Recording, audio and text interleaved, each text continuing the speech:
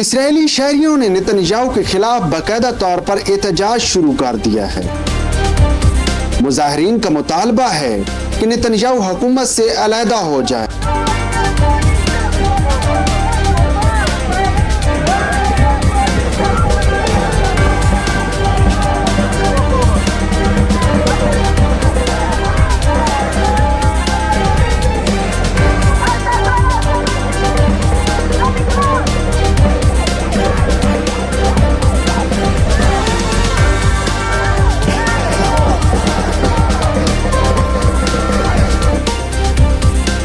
جبکہ عالمی سطح پر اس وقت نتنیاہو شدید تنہائی کا شکار ہے۔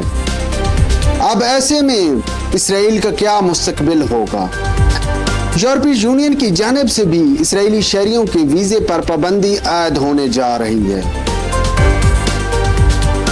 اس کے ساتھ ساتھ آپ کے ساتھ اس پروگرام میں شیئر کریں گے کہ حماس نے غیر مسلح ہونے سے انکار کر دیا ہے۔ اب یہاں پر غزہ کا کیا مستقبل ہوگا؟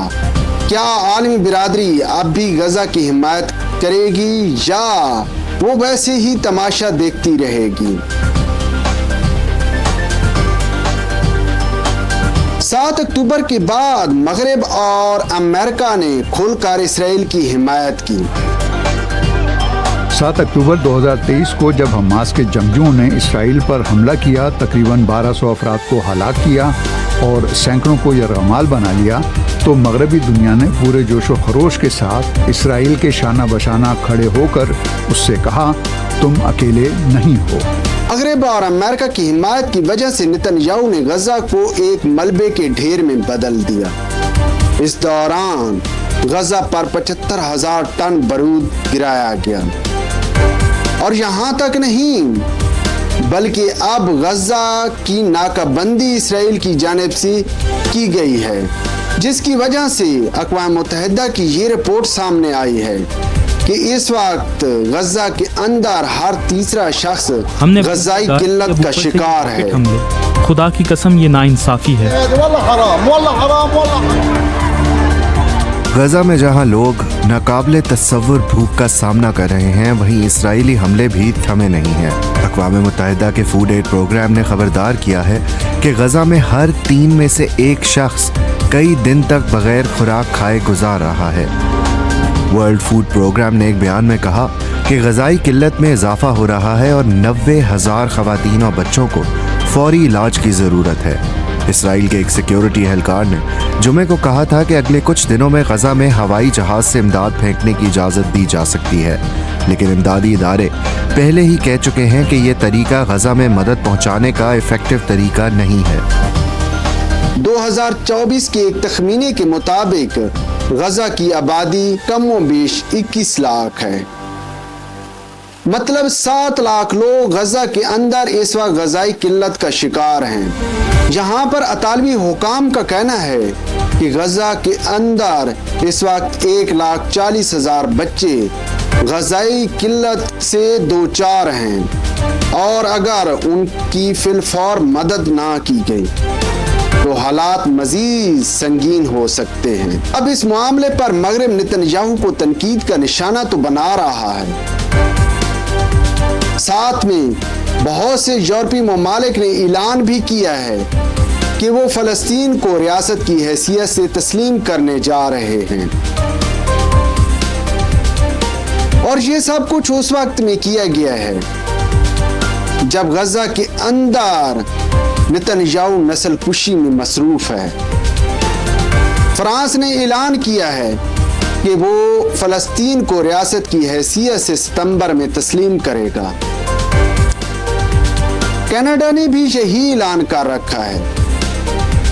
حالانکہ ان اعلانات کے بعد ٹرمپ کی جانب سے ان ممالک اور ان ممالک کے سربراہان کو شدید تنقید کا نشانہ بنایا گیا ہے۔ سچ یہ ہے کہ بہت پہلے نتنیاہو کو ٹرمپ بھی چھوڑ کر جا چکا ہے۔ کچھ ہفتے پہلے کی بات ہے کہ ٹرمپ نے مڈل ایسٹ کا دورہ کیا، اور اس دورے کے دوران ٹرمپ نے اسرائیل کا وزٹ نہیں کیا۔ اسی وقت سے یہ سوال اٹھایا جانے لگا تھا کہ کیا اسرائیل اس وقت تنہائیوں کا شکار ہو چکا ہے؟ اس وقت حقائق کو دیکھیں تو برطانیہ بھی بہت جلد فلسطین کو ریاست کی حیثیت سے تسلیم کرنے جا رہا ہے۔ مڈل ایسٹ کی تقسیم کے پیچھے برطانیہ اور فرانس تھے۔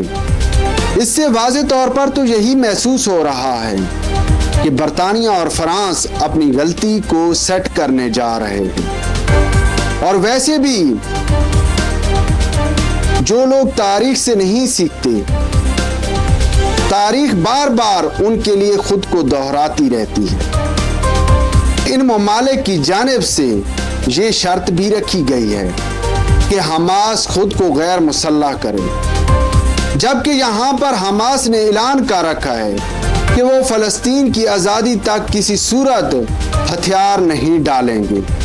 حالانکہ حماس کو مڈل ایسٹ کے دیگر عرب کنٹریز کی جانب سے بھی یہی کہا جاتا آ رہا ہے کہ وہ ہتھیار ڈال دیں، لیکن حماس اس وقت کسی صورت ہتھیار ڈالنے کو تیار نہیں ہے۔ حماس کی جانب سے یہی کہا جا رہا ہے کہ وہ ہتھیار تب ڈالیں گے جب فلسطین کو آزاد ریاست کی حیثیت سے تسلیم کر لیا جائے گا۔ کہ نتنیاہو کی بات کریں تو نتنیاہو اس وقت شدید ترین دباؤ کا سامنا کر رہا ہے۔ حکومت کے اندر نتنیاہو کی پارٹی اس وقت اقلیت میں بدل چکی ہے، قریبی ساتھی چھوڑ چکے ہیں۔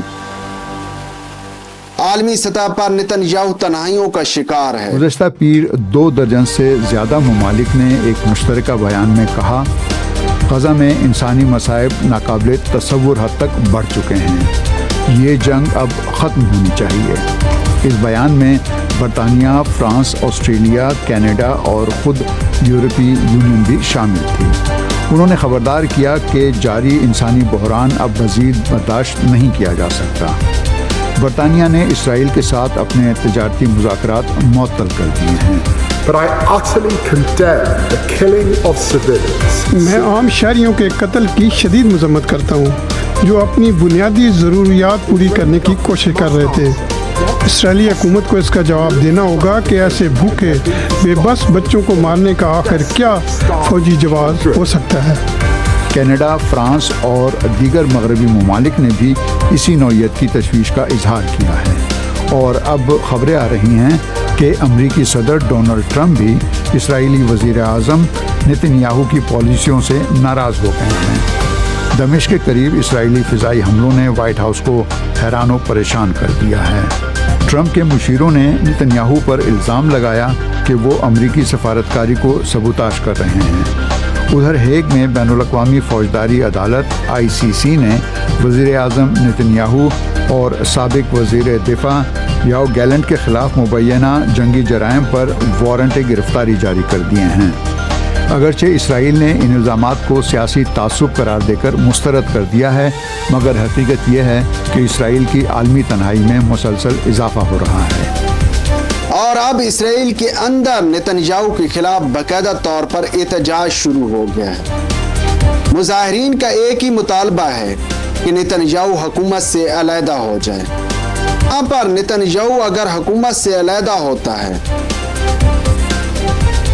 تو ملک کے اندر اس کے خلاف بہت زیادہ مقدمات اس پر قائم ہیں، جبکہ وہ ملک سے باہر بہت سے ممالک میں نہیں جا سکتا ہے، کیونکہ انٹرنیشنل کرمینل کوڈ نے اس کے وارنٹ گرفتاری جاری کر رکھے ہیں۔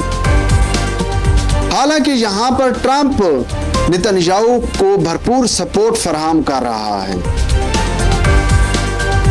لیکن جیسا کہ میں نے عرض کیا ہے، امریکہ کے اندر بھی اس وقت اسرائیل کے حوالے سے بہت زیادہ دباؤ ہے، اور غزہ میں ہونے والی نسل کشی پر امریکہ کے اندر ٹرمپ پر بھی تنقید کی جا رہی ہے، جبکہ دوسری جانب اسرائیل اس قدر تنہائیوں کا شکار ہونے جا رہا ہے کہ یورپی یونین نے اسرائیلی شہریوں کی ویزا فری سروس معطل کرنے کا اعلان کر دیا ہے۔ حال ہی میں یورپی یونین پارلیمنٹ اور کونسل نے متفقہ طور پر ایک قانون پاس کیا ہے۔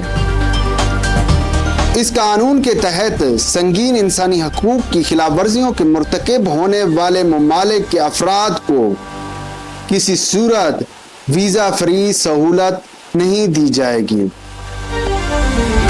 इस हवाले से इसराइल वो पहला मुल्क है जिसके शहरियों पर ये पाबंदी आयद होने जा रही है। हालांकि इस हवाले से बरतानिया, रोमानिया और जर्मनी इसराइली शहरियों को सपोर्ट कर रहा है, मगर मुस्तकबिल करीब में इसराइली शहरियों की यूरोप में दाखिले पर पाबंदी आयद होने जा रही है। इससे यही कहा जा सकता है कि मुस्तकबिल करीब में इसराइल मुकम्मल तौर पर तन्हाइयों का शिकार हो जाएगा। सिर्फ सफारती तौर पर नहीं बल्कि इसराइली शहरियों को भी तन्हाई का सामना करना पड़ेगा।